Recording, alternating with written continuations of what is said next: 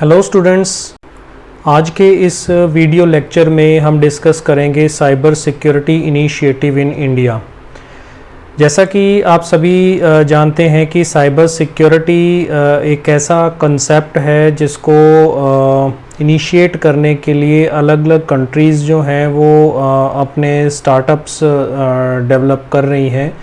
तो आज हम इस वीडियो लेक्चर में बात करेंगे कि इंडिया में क्या ऐसे इनिशिएटिव लिए गए हैं इस साइबर सिक्योरिटी को मेंटेन करने के लिए।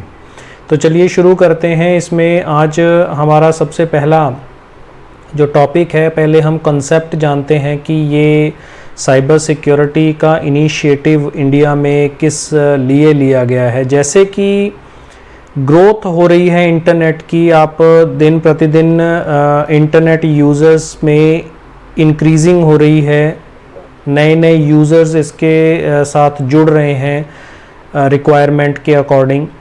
तो इसकी डिपेंडेंस जो है दिन प्रतिदिन बढ़ती जा रही है, यूज़र्स इस पे इंक्रीज़ हो रहे हैं और इनमें बहुत एक्सपोनेंशियली अगर आप कहें पावर की रेंज में इसके अंदर इंक्रीजिंग हो रही है। तो और भी बहुत सारे रीज़न्स इसके लिए कहे जा सकते हैं कि उसको पूरा करने के लिए अब हमारे सामने क्या चैलेंज क्या है कि हमें क्रिटिकल जितनी भी इंफॉर्मेशंस हैं इंफ्रास्ट्रक्चर से रिलेटेड या फिर सिविल सेक्टर से रिलेटेड, जो रेलवेज़ का पैसेंजर रिजर्वेशन सिस्टम है या फिर कम्युनिकेशन नेटवर्क है, मैनेजमेंट से रिलेटेड बैंकिंग, फाइनेंस या फिर टेलीकॉम सेक्टर है, सभी में साइबर अटैक्स की प्रॉब्लम्स हो सकती हैं। तो हमारे लिए चैलेंज है कि हम इन प्रॉब्लम्स को कैसे सॉल्व करेंगे, इन होने वाले अटैक्स को हम किस तरीके से हैंडल करते हैं। अब अगर हम करंट स्टेटस की बात करते हैं कि साइबर सिक्योरिटी से रिलेटेड पूरे वर्ल्ड में इंडिया का रैंक 4th है, टॉप 50s की अगर अपने बात करें कंट्रीज़ की। और किस रेंज के लिए या किस चीज़ के लिए कि जो साइबर क्राइम्स इंटरनेट पे होते हैं उनकी रिपोर्टिंग की जाती है इंटरनेट क्राइम कंप्लेंट सेंटर को, IC3 को, जिसकी कंप्लेंट होती है उसमें इंडिया 4th नंबर पे आता है टॉप 50 कंट्रीज़ में से, जो अपनी शिकायतें करता है कि हमारे यहाँ पर इतने अटैक्स हुए हैं, इस जगह पर इतने अटैक्स हुए हैं। तो उसमें इंडिया 4th नंबर पे है। अब बात करते हैं कि अगर स्टैटिस्टिक्स की बात करें तो साइबर सिक्योरिटी के जो ट्रेंड पर्सनल्स हैं वो बहुत कम हैं, उनकी जो वर्क फोर्स है और ये बहुत कम है। और इंडिया से रिलेटेड तो ये बहुत ही सीरियस कंसर्न हो जाता है।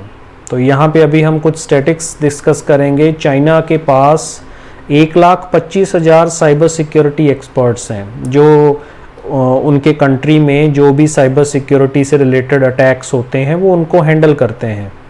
इसी तरीके से यूनाइटेड स्टेट्स के पास 91,080 साइबर सिक्योरिटी एक्सपर्ट्स हैं, वो भी अपनी साइबर सिक्योरिटी इश्यूज़ को हैंडल करने के लिए इन ट्रेंड साइबर सिक्योरिटी एक्सपर्ट्स का यूज़ करते हैं। रशिया के पास 7,300 ट्रेंड साइबर सिक्योरिटी एक्सपर्ट्स हैं जो इस प्रॉब्लम्स को सॉल्व करते हैं। लेकिन बात आती है इंडिया की, और इंडिया के पास सिर्फ 556 ट्रेंड साइबर सिक्योरिटी एक्सपर्ट हैं, जो एक बहुत बड़ा रीज़न है इस इनिशिएटिव को शुरू करने का।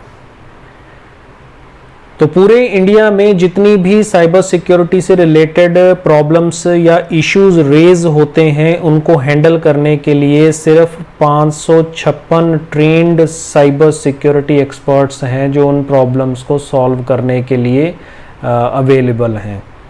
तो कितनी प्रॉब्लम्स सॉल्व होती होंगी, कितनी हैंग हो जाती हैं या होल्ड पे चली जाती हैं, ये सारी चीज़ें एक सोचने का विषय है। तो इस वीडियो में फ़िलहाल इतना ही। आगे के नेक्स्ट वीडियो के अंदर हम उन्हीं इनिशिएटिव्स के बारे में बात करेंगे जो इंडिया में इस साइबर सिक्योरिटी से रिलेटेड जो इश्यूज़ आज हमने डिस्कस किए हैं इन इश्यूज़ को कौन कौन और कैसे कैसे सॉल्व करने के लिए क्या क्या इनिशिएटिव्स गवर्नमेंट ऑफ इंडिया ने शुरू किए हैं। Thank you for watching this video. Stay tuned and always stay blessed.